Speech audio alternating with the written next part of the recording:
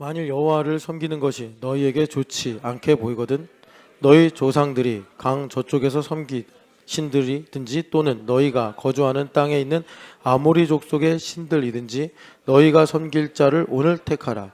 오직 나와 내 집은 여호와를 섬기겠노라 하니 백성이 대답하여 이르되 우리가 결단코 여호와를 버리고 다른 신들을 섬기기를 하지 아니하오리니 이는 우리 하나님 여호와께서 친히 우리와 우리 조상들을 인도하여 애굽 땅 종되었던 집에서 올라오게 하시고 우리 목전에서 그 큰 이적들을 행하시고 우리가 행한 모든 길과 우리가 지나온 모든 백성들 중에서 우리를 보호하셨으며 여호와께서 모든 백성들과 이 땅에 거주하던 아모리 족속을 우리 앞에서 쫓아내셨습니다. 그러므로 우리도 여호와를 섬기리니 그는 우리 하나님이심이니이다 하니라. 여호수아가 백성에게 이르되 너희가 여호와를 능히 섬기지 못할 것은 그는 거룩하신 하나님이시요 질투하시는 하나님이시니 너희의 잘못과 죄들을 사하지 아니하실 것임이라. 만일 너희가 여호와를 버리고 이방 신들을 섬기면 너희에게 복을 내리신 후에라도 돌이켜 너희에게 재앙을 내리시고 너희를 멸하시리라 하니 백성이 여호수아에게 말하되 아니니이다 우리가 여호와를 섬기겠나이다 하는지라. 아멘. 자, 옆 사람에게 이렇게 축복합시다. 다른 사람을 봅시다. 다른 사람을 봅시다. 나한테 문제가 있잖아요. 그러면 나만 봅니다. 이 문제 어떻게 해결할까? 그래서 인생이 더 힘들어지고 꼬이는 거예요. 예수님께서 복음을 주셨는데 복음은 남을 봐라 이겁니다. 남을 봐라. 여러분 오늘 이렇게 우리가 모이게 하셨습니다. 다른 사람을 보라는 주님의 또 계획이 있는 줄 믿습니다. 영원아, 오늘 너에게 참 중요한 주일이야. 응? 동생들을 보라고. 너에게 지금 남을 보는 일에 있어서 제일 쉬운 게 기어다니는 애기들, 그리고 또 너가 볼 때 너 어린 시절이 생각나게 하는 동생들 있잖아. 그런 아이들을 계속 보라고. 어디 5층이나 4층 구석에 있지 말고. 알겠어요? 응? 걔네들 계속 봐. 그러다 보면 너가 자라온 과정이 생각나고 나에게 하나님께서 어떤 은혜를 주셨는가. 너가 우리 교회 5살 때부터 왔다고. 아니야, 4살이구나. 4살 때부터 왔다고. 4살. 그때부터 와가지고 어른들 다니는 선교 다 따라다니고 또 주캠한다고 목사님하고 산 다니고 들 다니고 했는데 동생들을 보고 안을 수 있는 애들은 많이 안아주고 또 이야기 나눌 수 있는 애들, 그런 애들하고 시시껄렁해도 재미없어도 물어보고 듣고 장난도 쳐보고 그러란 말이야. 알겠어요? 그러다 보면 나를 향하신 하나님의 뜻이 이런 거구나, 이걸 알게 돼. 내가 이거 어떡할까 계속 백날 고민해봐야 내 안에는 답이 없어. 예수님께 답이 있다고. 알겠어요? 예수님을 봐야 됩니다. 예수님을 봐야 돼요. 제가 신학교 다니면서 많은 과목을 들었어요. 근데 다 생각이 안 나요. 몇 개 생각나죠. 몇 개 생각나는데 정말 강의 제목까지, 제목 주제, 강의 내 이름 있지 않습니까? 이 이름까지 생각나는 강의가 하나가 있는데 교회란 무엇인가요? 이게 전공 선택이었는데 왜 1학년 때 그걸 신청했는지 지금 모르겠어요. 아직까지도. 여튼 간에 되게 재미없는 수업이었어요. 그 교수님 지금도 계시는지 모르겠는데 좀 이렇게 실명을 말씀해서 죄송하지만 김광열 교수님이라고 아마 은퇴하셨을 거예요. 어떻게 이름도 생각나네. 저 이름 생각나는 교수님도 별로 없는데 되게 재미없었어요. 수업이. 교회란 무엇인가.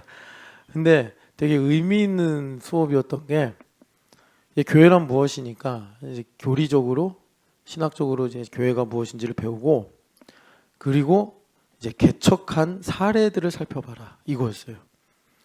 그래서 2인 1조로 저랑 짝이 된 친구가 그때 과대였던 김대만이라는 친구였는데 지금은 대만이가 이상한 신학을 근데 이렇게 말해도 대만이는 또 저를 알 테니까 미워하거나 싫어하지 않을 거예요. 근데 저랑 되게 다른 길을 가더라고요. 사회운동하고 막 정치운동하고 막 촛불 집회 나가고 그러더라고요. 대만이 과대였는데 되게 재밌는 애였는데 제가 볼 땐 이상해졌어요. 대만이가 볼 땐 제가 이제 흑화된 걸로 보일 거예요. 어쨌든 대만이랑 그렇게 해가지고 그때 제가 감동을 받은 목사님이 김인중 목사님이라고 안산에서 목회하시는 분이에요. 아, 근데 그분이 나는 행복한 전도자라는 자서전을 썼어요. 그게 저희 1학년 때 뭐 이제 많이 읽히던 책이에요. 김인중 목사님 얘기 가끔 하잖아요. 되게 가난한 집에 자라서 서울대를 가가지고 CCC에서 사모님을 만나서 목사님이 된 케이스예요. 뭐 초등학교 때인가 중학교 때부터 담배를 피시고, 하여튼 뭐 그렇게 고등학교 때 이런 하우스에서 이렇게 화투도 치시고 그런데 어떻게 서울대를 가는지 몰라. 그랬던 분이에요. 근데 CCC에서 이제 사모님도 만나고 예수님도 만나고 그래가지고 안산에다가 이제 교회를 개척했는데 지금은 이제 안산이 참 살기 좋은 도시인데 그때는 저도 그때 이제 목사님 인터뷰하러 갔는데 그냥 황토색의 허허벌판이었어요. 트럭, 포크레인들 왔다 갔다 하고 야 사람도 없는데 여기서 어떻게 목회를 하시지? 정말 그 예전에 그 여의도 순복음교회 세워질 때 여러분 검색하면 나오는데 여의도 순복음교회가 여의도 섬 모래섬 위에 달랑 있고 아무것도 없어요. 그러니까 서대문 저기 서소문 쪽에 있는 이제 그 순복음교회가 아무것도 없는 모래밭밖에 없는 여의도에다 교회를 짓는다고 할 때 다들 조용기 목사님 이상해졌다. 제정신이 아니다. 그랬단 말이에요. 그런 것처럼 안산동산교회 하나 있고 주변이 사람도 없어요. 그냥 황토색이야. 그러니까 아마도 이제 안산을 개발한다고 막 공사하고 막 이런 이제 붐이 일어나던 때였던 것 같아요. 그래서 버스 타고 안산동산교회까지 가서 담임 목사님을 뵈려고 합니다. 이렇게 이제 교회 가서 물었어요. 근데 이제 안산동산교회가 세워지고 막 근데 안산동산고등학교 세워지기 전이었을 거예요. 그 비전을 갖고 있다고만 이분이 이제 어려서 서울대를 갔는데 너무 열악한 환경에서 공부를 하다 보니까 교육에 한이 맺힌 거예요. 그래서 나같이 힘든 아이들한테 교육의 기회를 줘야겠다 해서 이분이 학교를 세우는 비전을 이제 갖고 있었던 걸로 제가 책에서 봤고 바쁘실 때요. 뭐 여러분 그 저기 뭐냐 그 김인중 목사님 이제 뭐 집회 많이 안 하시는데 옛날에 집회하면 여기 자기 만복이 차고 있다. 그래가지고 막 콩콩콩 뛰면서 그리고 매일마다 줄넘기 몇 개 하고 그리고 저녁 먹으면 항상 뒷산 올라가고 하여튼 엄청 부지런하게 사시는 분이에요.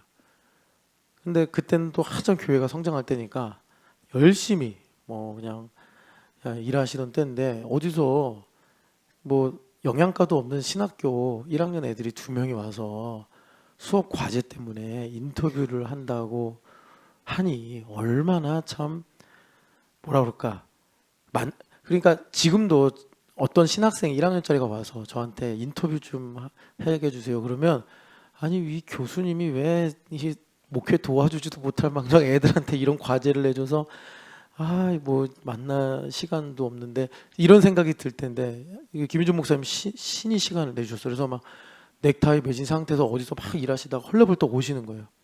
그리고서 내가 시간이 없어서 미안하다 하면서 이제 간단하게 너희들이 인터뷰할 것만 물어봐라 이렇게 말씀하시더라고요. 그래서 뭘 물어봤는지 기억도 안 나요. 무슨 말을 들었는지도 기억에서 사라졌어요. 어쨌든 인터뷰하고 레포트를 냈어요. 그리고서 이 김인중 목사님을 개인적으로 다시 뵙게 된 게 제가 어떤 단체를 섬겼는데 이제 초교회적인 단체를 섬겼는데 그분이 거기 회장이었어요. 그 회장이실 때 저는 너무 높으신 분이니까 이제는 그러니까 높다는 게 어르신이시니까 뭐 제가 스텝으로서 뭐 목사님 눈에 안 들어오죠. 대부분 거기 계신 목사님들 뭐 여러분들 지금 이름 호명하면 다 아실 만한 목사님들인데 제 이름 석자를 외우거나 뭐 있는지 없는지 살피거나 그런 분은 없어요. 근데 김윤준 목사님은 제 이름을 알더라고요. 그러니까 지금 회장님이시니까 누가 간사인지 보신 거예요.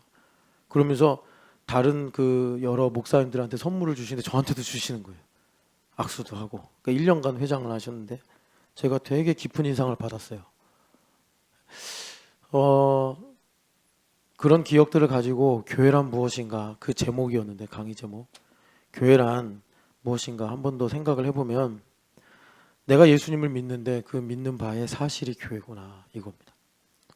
여러분, 하나님을 무척 사랑하는데 내가 교회 계단도 사랑하지 못하고 교회 휴지통도 사랑하지 못하고 뭐 교회 이런 뭐 전등이 나갔는지 꺼졌는지 사랑하지도 못하고 관심도 없고, 오늘 교우들이 이렇게 모였는데 박형석은 표정이 어떤지 또 김경찬은 마음이 어떤지 전혀 내가 그걸 느끼지 못한다면 하나님을 무척 사랑한다라는 나의 생각은 환영이다.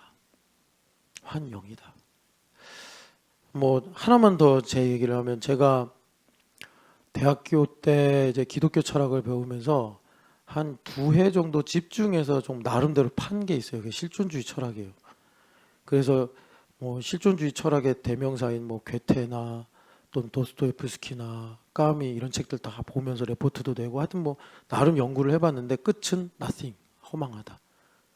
2차 세계대전 후에 이 1차, 2차 세계대전이 뭐 유럽에서만 일어났지만 어쨌든 유럽이 정신사를 이끌어 갔으니까 엄청 충격이었던 거예요. 왜냐하면 1차 세계대전 직전만 해도 이제 유토피아가 온다라고 생각을 했거든요. 그런데 여러분들이 한번 그냥 책으로만 보지 마시고 영상들 되게 다큐 좋은 게 많아요. 1차 세계대전, 2차 세계대전이요, 정말 끔찍한 전쟁입니다. 그런데 그 직전이 인간이 너무나, 그러니까 하나님 나라 말고 우리가 과학으로 철학으로 유토피아를 건설할 수 있다는 희망이 최대치에 있었던 시대예요. 그 욕망이 바벨탑처럼 엄청 높았던 거예요. 근데 그 바벨탑이 처참하게 무너진 것이 1차, 2차 세계대전인데, 뭐 우리나라는 사실은 그때 또 아픔이 있었지만 그 역사하고는, 사건하고는 직접 관련이 없으니까 와닿지 않는다고요. 그런데 그 전쟁의 충격으로 탄생한 철학이 실존주의예요. 그런데 실존주의의 답이 뭐냐면, 까미의 이방인에 보면 살인자가 나오잖아요. 왜 살인을 했어? 해가 너무 밝아서. 어이가 없죠. 근데 그게 노벨 문학상을 받았단 말이에요. 사람들한테 호소력이 있으니까. 그게 실존주의예요. 그래서 여러분, 실존 너무 좋아하지 말아요. 그래서 실존주의 수명이요, 다른 철학사들의 다른 사조에 비해서 되게 짧아요. 10년에 끝났어요. 10년. 그리고 실존주의 보지도 않아. 그냥 그게 이제 영화나 드라마나 문학의 소재가 될 뿐이지, 그거 갖고서 진리를 좀 우리가 찾아야겠다, 다뤄지지 않아. 그리고 나온 게 이제 구조주의, 해체주의 이렇게 가는 거예요. 그러니까 여러분, 실존주의는 결국에는 이제 나에게 엄청 집중하는 거예요. 그래서 잉태하는 게 뭐냐면 내가 절대다, 이거예요. 내가 절대다. 여러분, 정말 실존주의 하시려면 하나님의 실존을 추구하셔야 됩니다. 타인의 실존을 추구하셔야 됩니다. 타인의 실존. 여기 형석 형제가 이제 선생님으로서 이렇게 운동장에 뛰어노는 아이들 사진, 형석 형제의 특징은 이렇게 아마 본인이 찍은 것 같은데 사진들을 항상 첨부하는데, 제가 기억나는 게 작년인가 재작년인가 형석 형제가 이제 학교에서 선생님 하는데, 그때 한번 수해를 입어가지고 반지하에 살던 학생이 피해를 입은 사건이 있었어요. 그걸 형석 형제가 아마 자기 학교였는지 반이었는지 모르겠는데 상당히 마음이 아팠다 그러더라고요. 타인에 대한 마음, 타인의 실존, 이게 진리입니다. 내 실존이 아니라. 여러분, 그 말은 무슨 말이냐면 우리가 이타적으로 살자라는 얘기 아니라 예수님을 찾자라는 것이에요. 교회란 무엇인가? 내가 믿는 바의 사실입니다. 그래서 여러분들에게 종종 말씀드리는데, 우리가 이제 천국 가는 소망이 있잖아요. 천국이 내 안에 있습니다. 근데 교회 왔는데 천국이 아니야. 밥도 먹어도 맛도 없고 사람들 만나도 즐겁지도 않고 설교를 들어도 뭐 모래알 씹는 것 같고, 그러면 천국을 찾아가셔야 된다고 말씀을 드리는 거예요. 신촌연합교회는 진리가 아닙니다. 그냥 아무 개 교회 중에 하나일 뿐이에요. 에베소 교회, 라오디게아 교회, 버가모 교회 들 중에 하나이든 우리도 그냥 하나일 뿐이에요. 그래서 부탁드리는 거예요. 제자도는요, 여러분 참 좋은 면도 있어요. 어떤 뭐 친밀감 뭐 이런 것도 좋은 면이 있는데, 제자들 중에 유일하게 예수님께 꾸중을 들은 말 중에 사탄아라고 들은 사람은 베드로 하나밖에 없습니다. 네, 그런 타격이 올 수 있는 것도 제자도예요. 그래서 여러분들이 이 교회란 무엇이냐, 제가 김인중 목사님과의 사연을 말씀드린 거는 내가 이렇게 그분을 만났다, 그래서 좋았다 이 얘기가 아니에요. 믿는 바의 사실이다.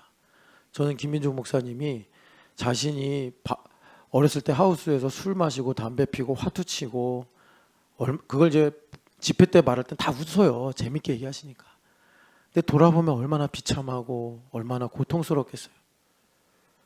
근데 하나님께서 이제 되게 재밌는 건, 그러면서 또 고등부에서 회장을 했어. 이게 참 희한한 일이에요. 오늘 유아과제 대면 발표를 하면 악과 선이 공존한다 이 얘기할 텐데 진짜 그 악과 선이 공존하는 학창 시절을 보냈어요. 술 마시고 담배 피면서 교회 가면 회장도 하고. 그런데 이분이 그런, 말하자면 한이죠. 한 뭐 자기 형제들 중에서도 굶어서 죽은 이제 그런 일화, 가족 일화도 있더라고요. 제 집회 들어보면. 그래서 이제 학교에서 아내를 만났으니까, CC였으니까 우리 학교 세우자 해서 이제 마침내 열매로 안산동산 교회가, 아니 학교가 세워진 건데, 안산동산 고등학교. 교회란 믿는 바의 사실이다. 교회란 믿는 바의 사실이다. 여러분, 이 사실을 오늘 주일로 누리시기를 축복합니다. 자, 이런 거 보면 준학이나 천연이가 좋아할지 모르겠네. 준학아, 너 이제 2달 정도 뒤면 미국 갈 예정이잖아, 그지? 아닐 수도 있지만, 그 너희 집에 그 수많은 우주선들은 다 어떻게 됐냐? 처분 못했어? 어떻게 처분할지 계획이 세워지면 나한테 좀 얘기해줘. 내가 갖고 싶어. 미국 가져가진 않을 거잖아. 난 공짜로 달라는 게 아니야. 공짜로 달라는 게 아니라, 거북선은 괜찮아. 나 안 줘도 되는데, 우주선은 내가 좀, 야, 진짜 멋있더라. 찬현이 왜 쳐다봐? 나도 형, 나도 좀. 니네 집에는, 야, 그 우주선 2개인가 더 있지 않냐? 아빠랑 만든 거? 얘네들이 우주선을 좋아해요. 그래서 그 레고 있잖아요. 아마 리미티드일 텐데 그런 거 이렇게 있더라고요. 아마 그 당근 같은 데서 팔면 꽤 많이 받을 텐데. 자, 이거 영상 좀 보여주세요. 영상이 아니라 사진. 우주선. 어떤 사람이 우주선을 이렇게 타고 가는데, 우주를 지금 이렇게 여행하고 있어요. 근데 이 우주선이 이제 얼마 안 있으면 폭발을 해. 그러니까 우주선을 탈출을 해야 되는데, 우리가 사는 모양이 이것과 똑같다. 우리가 지금 지구라는 우주선에 있어요. 인생이란 우주선에 있는데, 사람에게 죽는 것은 한번 정한 것이요. 영원아, 너도 언제 죽어. 내가 너 이제 중학생이니까 생각할 거리를 줄게. 유아도 마찬가지야. 할머니 좋지? 담양 할머니 좋지? 좋아. 저기 상금 할머니 좋으시지? 근데 목사님도 다 2 할머니 계셨거든. 목사님의 친할머니는 초등학교 3학년 때 돌아가셨어. 근데 내가 초등학교 3학년 때 죽음이 뭔지 몰랐어. 그래서 상여도 나가고 할머니 이제 무덤도 이렇게 하관해가지고 만드는데, 묘지도 하나도 슬프지 않고, 그냥 나는 죽음이 뭔지 몰랐어, 3학년 때. 그래서 기억나던 게, 화장실이 이제 뒷간이 있었는데, 옛날 시골집에 그 옆에서 성냥불로 장난치다가 할아버지들한테 엄청 혼났어. 네 할머니 장례식인데, 내가 목사님이 이제 손주들 중에 장남이었거든. 너희 이게 정신없이 장난만 치고 있냐. 근데 뭐 그러면 안 되나 보다 해가지고 혼났구나 생각만 했지, 할머니가 죽었다는 거에 대해 생각을 내가 못해. 느낌이 없었던 거야. 돌아가셨구나. 할머니는 나를 되게 사랑하셨어. 그래서 맷돌을 갈아서 두부를 만들어 주셨어. 이게 목사님 기억에 남아있어. 할머니 집에 여름방학마다 갔는데 되게 힘들었어. 그 인제였거든. 목사님 기억나는 게, 시외버스를 타고, 고속버스 타고 이제 뭐 터미널까지 가겠지. 거기서부터 인제군 귀뚫리인데, 그 시외버스를 타면 냄새가 엄청나요. 휘발유 냄새가. 근데 막 꼬불꼬불한 길을 가야 돼. 근데 목사님 아버지는 운전수라 멀미를 안 해. 근데 나는 멀미를 엄청 해. 그러니까 막 거의 죽는 것 같은 느낌이었단 말이야. 그럼 어느 부대 앞에 내려. 그럼 그 부대에서 30분 정도 산으로 올라가면 할머니 집에 나와. 가면 할머니가 맷돌로 나왔다고 콩을 갈아서 두부를 만들어 주시는데 아침에 딱 그 두부 손두부잖아. 엄청나게 맛있었어. 그리고 이제 놀러 가면 심심하잖아. 그러면 할머니가 이제 빨래하러 앞에 개울로 간다고. 그럼 할머니 따라가서 나는 이제 물놀이하고 할머니 이제 뭐 빨래하시고 이제 그랬던 기억이 있다고. 사람은 다 언젠간 죽어요. 떠난다고. 이것이 너보다 앞선 할머니, 부모님이 주시는 최고의 교훈이야. 가난하든 부하든 똑똑하든 그렇지 않든 약하든 어떻든 간에 예원이와 함께 인생을 살아가던 할머니, 할아버지, 아버지, 어머니가 주시는 최고의 교훈은 뭐냐면 너도 언젠간 우리들처럼 이 세상을 떠난다 이거야. 그 진리를 근거로 우리가 오늘 무엇을 해야 되며 내가 어떻게 살아야 될지 결정을 해야 돼. 자, 그러니까 예원이가 할머니를 지극히 사랑하면 그 교훈이 커. 할머니, 할아버지도 담양에 계신 할머니, 할아버지도 광명시에 계신 할머니도 언젠간 예원아 이제 간다 하고 떠나신다고. 떠나신 다음에는 아무리 만나고 싶어도 못 만나. 불러도 전화해도 만날 수 없어. 그러니까 이런 것들을 이제 너에게 어떻게 실감이 될지 모르겠는데 나도 떠날 거야.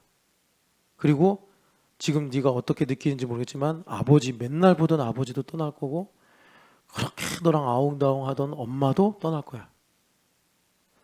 그게 우리들이 너에게 줄 수 있는 좋은 옷, 맛있는 음식, 재미있는 시간, 그게 있든 없든 그거는 비교할 수 없을 정도로 너에게 줄 수 있는 최고의 교훈. 우리는 떠난다는 거야. 그래서 너가 이렇게 이해를 해야 돼. 부모님이 너한테 최선을 다해서 대해주신다고. 너희들도 마찬가지야. 부모님이 인간이니까 한계가 있어서 연약하고 부족한 건 있지만 어떤 부모도 어쩔 수 없어. 최선을 다해서 사랑하는 거라고. 자기가 가진 것에 최선을 다해서. 그리고 그렇게 하는 이유는 하나님 그렇게 되게 하셨어. 그렇게 되게 만드셨다고. 그런 건 진리야. 그건 변하지 않아.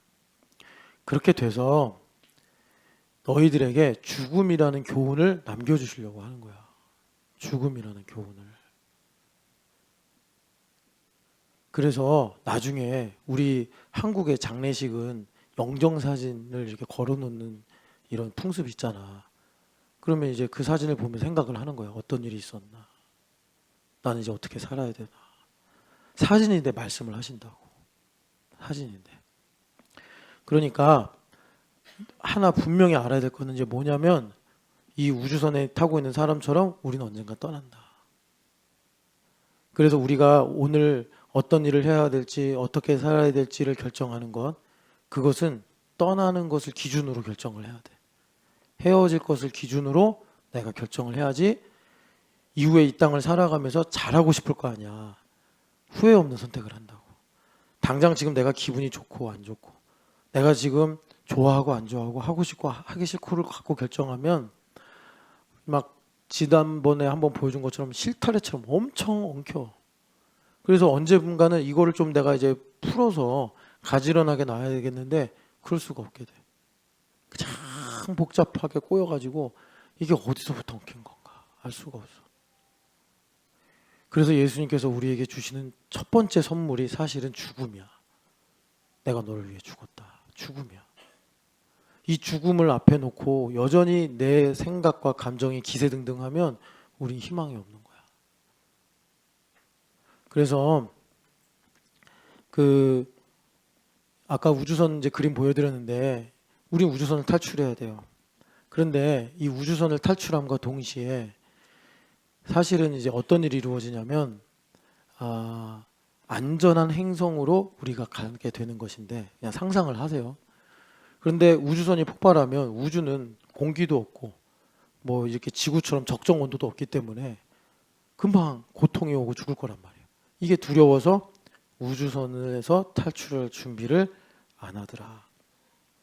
여러분 이제 주일이잖아요. 여러분들 하던 일 다 멈추고 지금 여기 와서 이렇게 예배하시는데 이 시간만큼은 이렇게 예수님 믿는 거 힘들고 복잡한데 제자도는 그냥 생각 없이 믿는 것을 흔들어서 조금 복잡하게 만드는 거예요. 조금 복잡하다는 게 뭐냐면 이런 거예요. 베드로야, 네가 지금 생각하는 게 사람의 일이냐 하나님의 일이냐. 자, 여러분들이 와서 지금 잔뜩 고민의 짐을 가지고 있어요. 그 고민이 누구를 위한 고민이냐? 나 자신을 위한 고민이냐? 하나님 나라를 위한 고민이냐? 이제 그런 것들을 우리가 여러 가지 사실적인 일들로 생각하고 마주한다고 해서 약간 복잡하다. 제자도는. 그래서 뭐를 방지하는 거냐면 하나님의 일을 위한다라는 명분으로 내가 스스로 속아서 사람의 일에 함몰되는 것을 우리가 그러니까 분별하고 버리는 것이 제자도입니다. 여러분 예수님께서 나를 따라라 말씀하셨는데 여러분 예수님 따라가려면 성경에도 많이 반복되는 것처럼 배와 그물을 버려야 된다. 오늘 여러분들 버려야 될 배와 그물이 무엇입니까? 오늘 설교 제목이 우리는 제자도 교회라는 건데 상당히 피곤한 말입니다. 상당히 피곤한 말인데 왜? 배와 그물을 버려야 되기 때문에.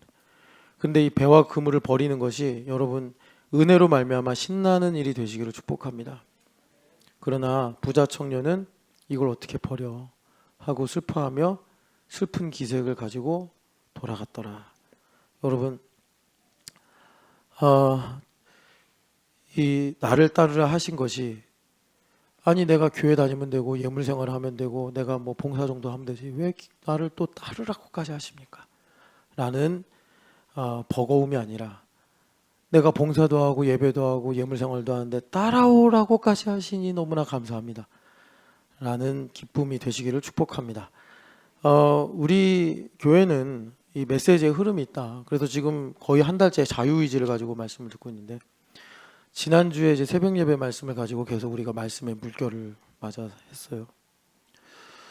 그래서 우리가 주목해서 본 말씀이 사실 이제 오늘 여호수아서 24장을 봤는데 예레미야서 31장. 여러분 31장 하면 아마 새 언약 33절, 31절 이런 말씀들 우리가 많이 선포하고 들었어요.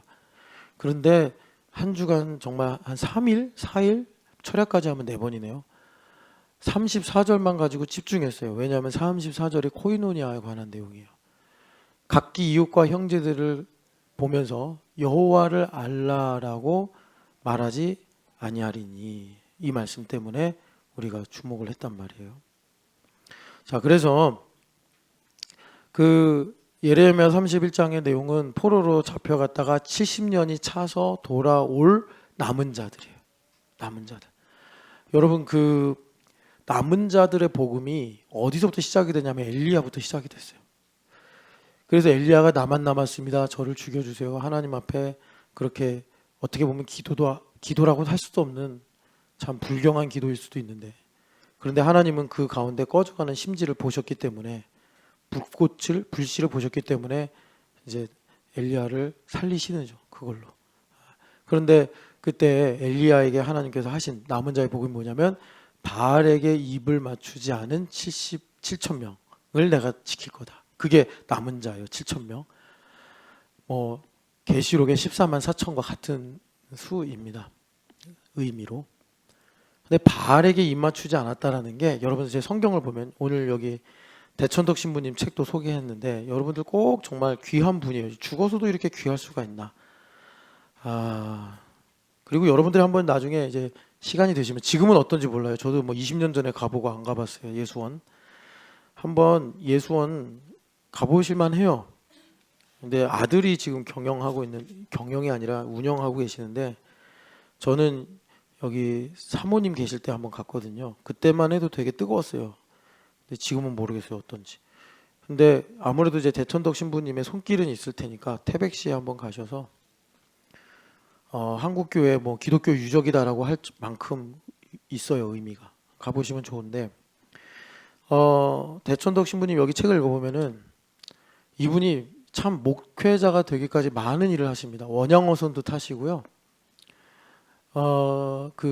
이제 2차 세계대전 중이니까 뭐 막 그 뉴딜 정책 이런 것 때문에 이 토목 사업이 많았잖아요. 그런데 가서 기술자로도 일을 하고, 그러니까 학기 중에는 공부하고 신학교에서 방학만 되면 뭐 이렇게 막 탐험도 하고 뭐 빌딩 세우는 데 가서 그 노동자로 살고, 또 이제 나중에는 배까지 타가지고 막 어선도 타고 그랬다는 거예요. 저로서는 진짜 야, 삶의 캐파가 너무 크다 이런 생각이 드는데 이분이 여기에서 이런 말을 해요. 그러니까 이분이 그러면서 사실은 이 진보적인 생각, 좌파적인 생각을 가지고 계신 분들이 사실 맹점이 뭐냐면 인본주의가 되게 강하잖아요. 인본적인 색채가.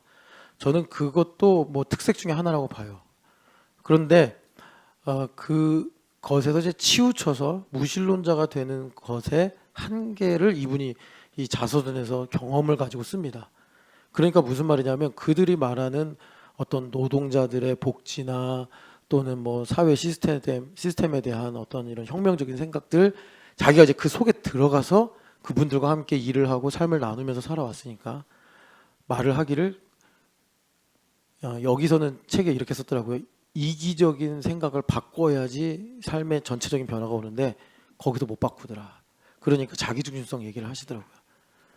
그 내용으로는 노동자들의 안위와 복지와 뭐 여러 가지 이제 부조리에 대해서 고민하고 생각하는 걸로는 우리 안에 성경에서 말하는 자기중심성, 결국 나를 위한 일에 대해서는 이 한계를 넘어서지 못하더라. 그 얘기를 쓰시더라고요. 그러니까 무슨 말이냐? 결론적으로 말하면 그들 또한 어쩔 수 없이 바알에게 입맞추는 사람이 된다 이거예요.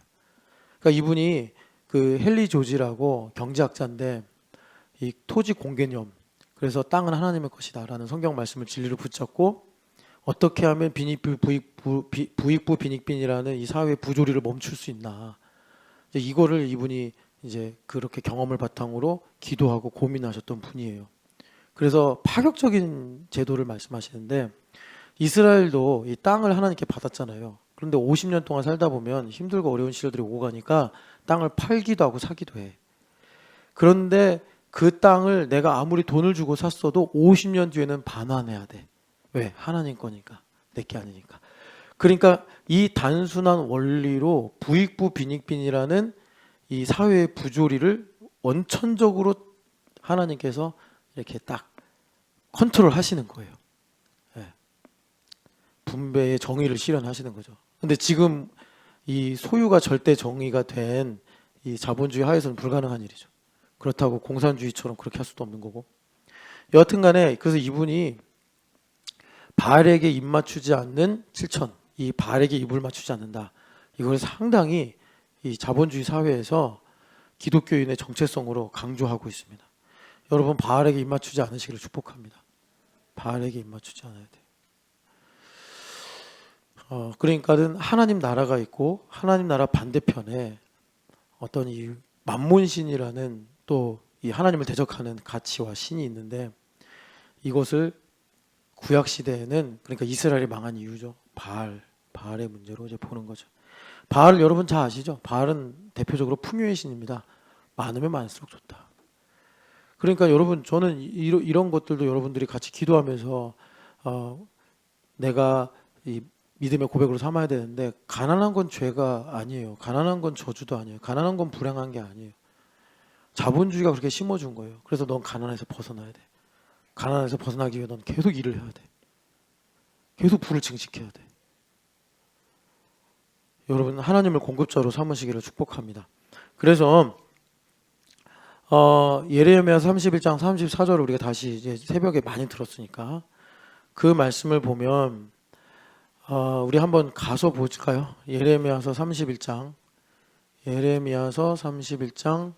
34절 31장 34절을 보면 같이 읽어보겠습니다.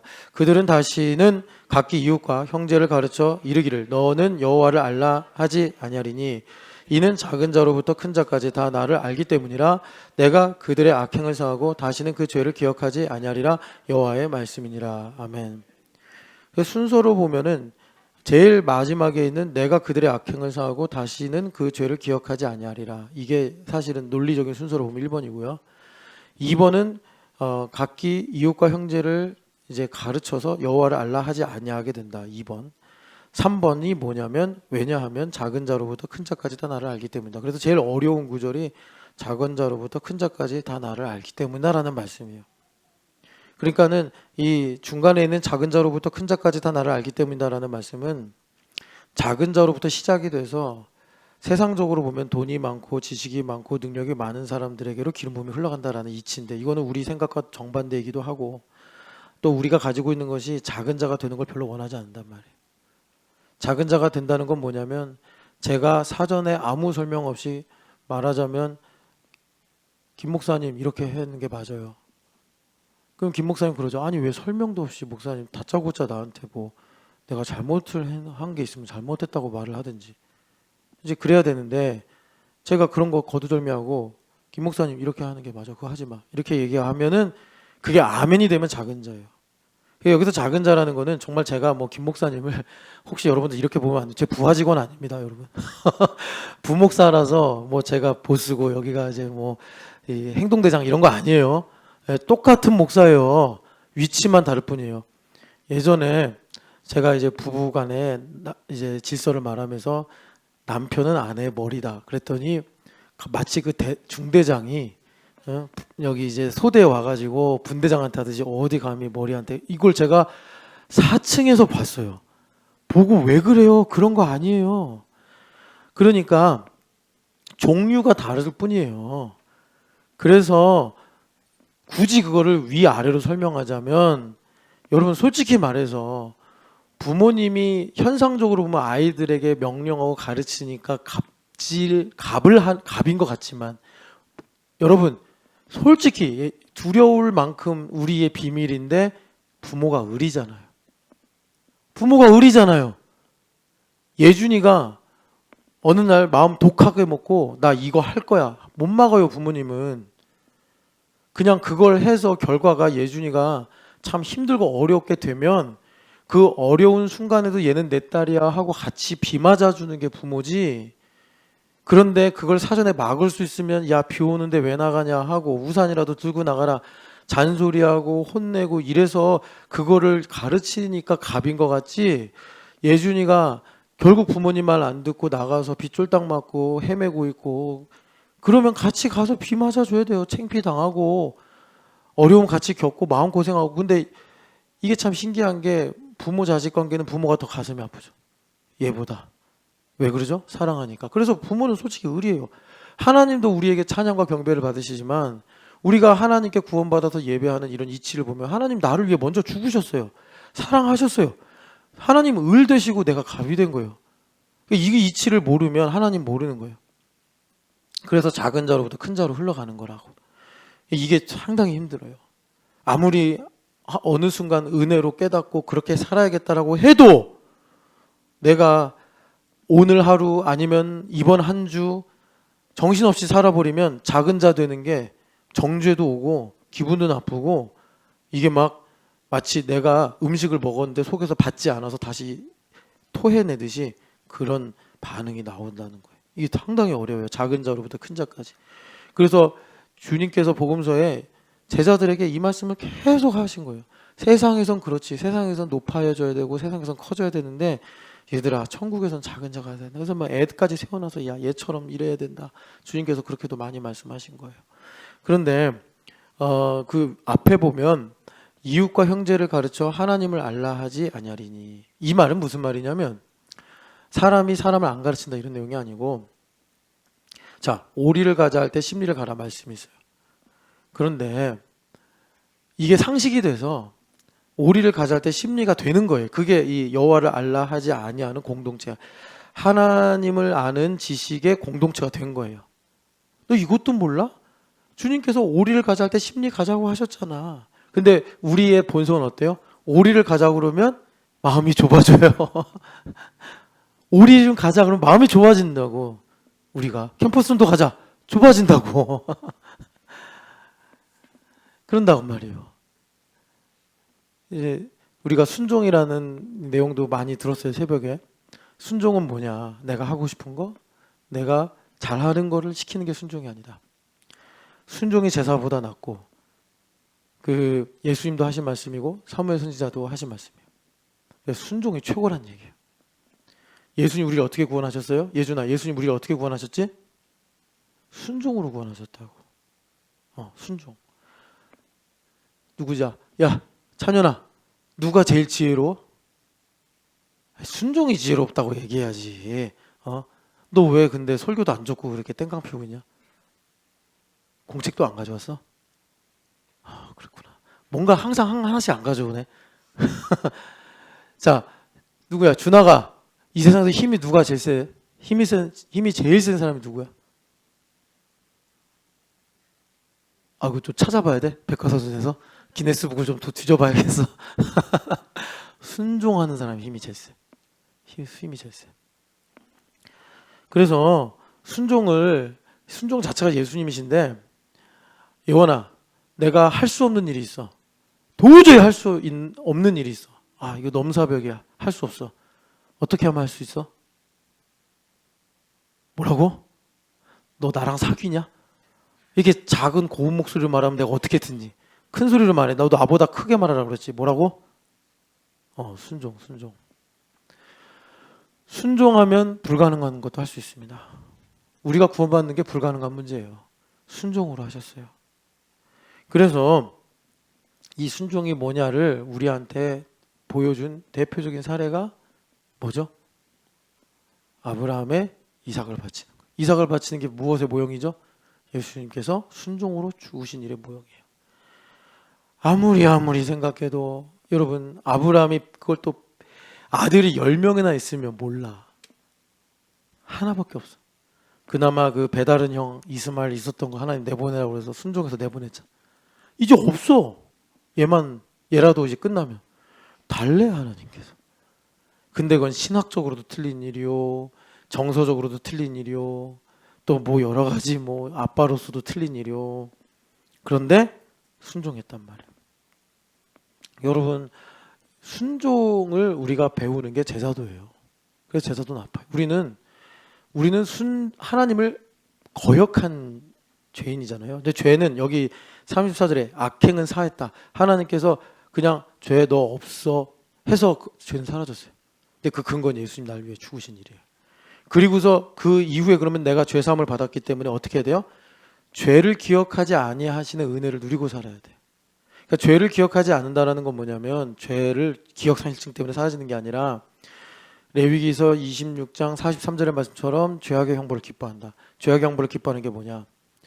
내가 인생에 어떤 고통이 있었는데 이 고통을 내가 살면서 돌아보니 하나님의 은혜였네. 이게 죄를 기억하지 아니하게 하시는 하나님의 은혜예요. 하나님도 죄를 기억하지 않으시고 나도 그 죄의 정죄로부터 벗어나는 거예요. 돌아보면 여러분들도 이제 인생 저만큼 살아보셔서 알잖아요. 돌아보니까 그때도 하나님의 은혜였구나. 구글 포토에서 가끔 당신의 몇 년 전 일입니다. 이게 사진을 보내줘요. 근데 가끔 11년 전, 12년 전 사진이 올라와요. 그럼 지호랑 놀이터에서 놀던 사진이에요. 저는 기억해요. 생생하게 기억해요. 하나도 행복하지 않았어요. 그래서 참 제가 지금 미안해요. 근데 하나도 안 행복했어요. 진짜 3년간 보육하면서. 그런데 지금 보면 그때도 하나님께서 햇빛처럼 나를 비춰주고 계셨구나. 지금 보면요. 너무 행복했던 순간인데 나는 왜 행복을 모르고 살았을까. 그런 생각을 해요. 다시 할 수 없는. 그때 저랑 놀던 지호는 이 세상에 없어요. 15살의 지호가 있죠. 내년에는 고등학생이 된다고 계속 저한테 내가 고등학생이 된다니 계속 그런 말을 하는 지호가 있지. 3, 4살 때 저랑 같이 다니면서 안아줘 막 제 앞에서 노래하고 뛰던 지호는 세상에 없어요. 참 행복한 시간이었는데 그게 죄를 기억하지 아니하리라. 주님께서 우리를 치유하시는 은혜입니다. 그런데 여기 보면 하나님을 알라 하지 아니하리니 오리를 가자 할 때 심리를 가는 거지. 이게 컨센서스가 이루어진 거예요. 내가 코이노니아 공동체 안에 들어와서. 근데 오리를 가자? 그러면 우리의 본성은 하나님을 거역해서 죄인이 됐기 때문에 죄성이 남아있잖아요. 죄성이 남아있어서 하나님 뭐라고 말씀하시면 그냥 다 싫은 거예요. 다 틀린 거예요. 나를 아프게 하는 거예요. 그런데 내가 이제 코이노니아 속에 있으면 이런 일들이 오리를 가면 심리 가야지. 속옷을 달라고 하면 겉옷을까지 주는 거지. 이렇게 하나님 나라를 침노하는 인생이 된다. 그래서 여호와를 알라고 말할 필요가 없다. 이게 바로 남은 자들이 이루는 공동체더라. 주님께서 우리에게 말씀하시는 것입니다. 여러분, 이 순종이 왜 이렇게 중요하냐면 하나님은 에스겔 선지자가 성전이 없는 시대를 살았잖아요. 자기 제사장인데 한 번도 성전에서 뭘 해본 적이 없어. 그러다 보니까 반대로 성전을 여태까지 있었던 제사장들 중에 가장 갈망하는 제사장이 됐어요. 그래서 어떻게 됐냐면 은퇴할 때, 예전에 말씀드렸잖아요. 이제 50살이 돼서 은퇴할 때, 그때가 몇 년 몇 월인데 하나님께서 나를 들어 올리셔서 어떤 한 성전을 보여주시는데, 다른 성전들은 다 사람이 만든 성전이라 완전할 수 없는데 이제 하나님께서 완전한 하늘의 성전을 에스겔에게 보여주시는 거예요. 지난 나의 인생이, 내가 30살이 되기 전에 2차 포로, 그러니까 2차 침략 때 포로로 끌려와서 그발강가에서 돌 나르면서 살고 있는데 30살이 됐어. 그러면 이제 제사장으로 임관을 해야 되는데 선배 제사장도 없고 성전도 없고 뭐 번제단도 없고 심지어 토라도 없어. 그런 가운데서 주님 하면서 그 마음을 버리지 않았던 거예요. 그냥 그 마음을 버리고, 야, 성전도 없는데 가나안 땅도 없는데 무슨 제사장이냐. 그냥 내가 기술자로 살자. 내가 그냥 다른 업을 갖고 살자. 그러지 않고 끝까지 이분은 사실 돌아오지 못했죠. 그런데 그 마음에는 점점점 이 성전에 대한 하나님, 그러니까 하나님께 드리는 기도, 갈망이 있으니까 나중에 하나님 가르쳐 주신 거예요. 네가 지금까지 살아온 게 지금 내가 보여주는 이 성전의 인생이야. 우와, 너무 충격적인 거예요, 그게. 자기는 예루살렘 성전, 뭐 거기 보면 이제 성소도 있고 번제단도 있고 낭실도 있고 뭐 또 이제 제사장들의 방도 있잖아요. 자기는 거기를 한 번도 간 적이 없고 그냥 꿈에 그리던 그런 성전이었는데 하나님의 어떤 섭리에 의해서 자기는 돌아갈 수도 없고 그 성전은 불타서 없어졌고 언약궤도 사라졌단 말이에요. 그런데 알고 보니까 에스겔이 살아온 그 모든 순간이 이제 영적인 도약을 한 거죠. 보이지 않는 하나님의 거룩한 성전, 영적 성전에서 내가 제사장의 직분을 감당한 것이었구나. 그러면서 이스라엘의 회복을 48장에서 보게 되는 거죠. 여호와 샴마다. 이게 교회 비전이에요. 여러분, 그러면서 에스겔 선지자가 한 줄 남깁니다. 신앙 고백으로. 그걸 우리가 봐야 돼요. 그런 사람이 하신 정말 그 정수와 같은 신앙 고백. 이게 뭐예요? 나 여호와는 말씀하고 이룬다. 이거예요. 말씀하고 이룬다. 창세기 1장 3절처럼 빛이 있으라 하심에 빛이 있었어요. 이 중간에 아무것도 없어요. 이 중간에 아무것도 없어요. 그러니까 우리는 뭐 해야 돼요? 말씀을 받으면 비가 오나 눈이 오나 죽으나 사나 뭐 해야 되는 거예요? 순종해야 되는 거예요. 순종해야 되는 거예요. 우리는 할 게 순종밖에 없어요. 우리가 뭘 열심히 하고 뭘 첨언하고 뭘 더 하는 게 없어요. 그러니까 결국은 순종이 되려면 뭐 해야 돼요? 기분이 좋아야 되지. 마음이 좋아야지 순종이 되지. 내 마음이 힘들고 복잡한데 어떻게 순종이 됩니까? 배와 금을 이거 누구한테 맡기고 가나? 혹시 예수님 나를 다시 돌아가라고 그러면 이 배 금을 어디 창고에 잘 넣어뒀다가 돌아와서 다시 해야 되는데 이런 생각으로 복잡하잖아요. 그래서 예수 그리스도로 만족을 해야 된다는 거예요. 그게 천국이다. 예수 그리스도로 만족해야 된다. 그래서 이렇게 그 하나님과 우리 사이에 간극이 없어야 된다고. 간극이 없어야 돼. 자, 오늘도 주님께서 여러분들 각자에게 당연히 부르셨으니까 당연히 순종할 명령을 주십니다. 뭐 이제 여기 주보에 보면 오늘의 설거지 오늘의 설거지 봉사는 강성모, 박윤희 공동체 이래요. 그러면 주님께서 성모 집사야 설거지 해라 창세기 1장 28절 말씀 이런 거예요. 그러니까 성모 집사가 설거지를 하더라. 보시기에 참 좋았더라. 그래서 여기 보면 안부라잠, 배상진, 김진춘 목사님 이렇게 이제 4명인데 목사님까지 설거지 하라고 하지는 마세요. 그죠? 당연히 안 하고 있겠지. 근데 이렇게 하는 거예요. 보시기에 좋았더라. 박윤희 집사님, 박윤희, 배소희, 성지연, 신날이야 미나는 저기한테 맡기고 설거지를 열심히 해라. 이제 보시기에 참 좋았더라. 뭐 이것 말고도 여러분들 각자 개인에게 하나님께서 주시는 명령이 당연히 있겠죠. 여러분 그리스도로 만족해서 순종되시기를 축복합니다. 뭐 주보에는 없는데 나한테 하나님께서 명령하신 순종이 있다. 지금 상당히 불편하시면 그게 순종하라는 겁니다. 이삭을 바쳐라. 이 이삭을 바치라는 게 여러분도 이삭 바칠 거예요? 아니잖아요. 이삭을 바치라는 말씀처럼 납득도 안 되고 하기도 싫고 하라고 그러면 무섭고 떨리는 그런 일들이 주님께서 지금 우리에게 순종하라고 주시는 거예요. 거기서 여러분 순종을 우리에게 이루시는 예수님을 발견하시기를 축복합니다. 어떻게 하면 순종이 쉬우냐? 작은 자로부터 큰 자까지 주님을 알게 된다 말씀하셨어요. 그러니까 무슨 말이에요? 에베소서 3장 8절 말씀으로 이제 철학 때 말씀드렸는데 이 중에서 지극히 작은 자보다 더 작은 자가 되면 순종은 저절로 됩니다. 내가 왜 그것이 힘들고 불편하고 어려우냐? 안 작아서 그래. 안 작아서. 누구보다 안 작냐? 예수님보다 안 작아서 그래. 각자 믿음의 분량은 다 달라. 그러니까 각자에게는 예수님 다 달라요. 근데 여러분들이 지금 순종이 안 돼. 누구보다 큰 거예요? 예수님보다 큰 거예요. 예수님보다 큰 거예요. 아까 병은 형제 왔었는데 거기 계신 반갑습니다. 병은 형제. 인사하고 싶었어요. 끝나면 또 바로 가잖아. 난 요즘에 홍해 갔다 왔다 뭐 이런 얘기도 들은 거 갔다 왔어요. 맞아요? 부럽네요. 최고의 다이빙이라고 좀 그 얘기도 좀 듣고 싶은데 예전에 그 설악산 공룡능선 갔다 온 충격 이후에 이제 우리랑 교제를 하기 힘들까 봐. 그건 다 신영기 집사님 책임이에요. 돌아오는데 운전을 교대해 주기로 해놓고서 신 집사님 계속 그냥 쭉 저기 병은 형제 운전시켜가지고 병은 형제가 이제 우리랑 등산도 안 하고 신 집사님 정중하게 사과하고 가을이 되면 우리 한 번 더 공룡능선 갑시다. 초대하시래. 근데 트라우마를 건들면 안 되니까 지리산을 가자 뭐 이러든지. 여러분 지극히 작은 자가 되면 순종은 저절로 되는 줄을 믿습니다. 우리 같이 기도하겠습니다. 하나님 아버지 나의 본성을 변화시켜 주셔서 모든 성도들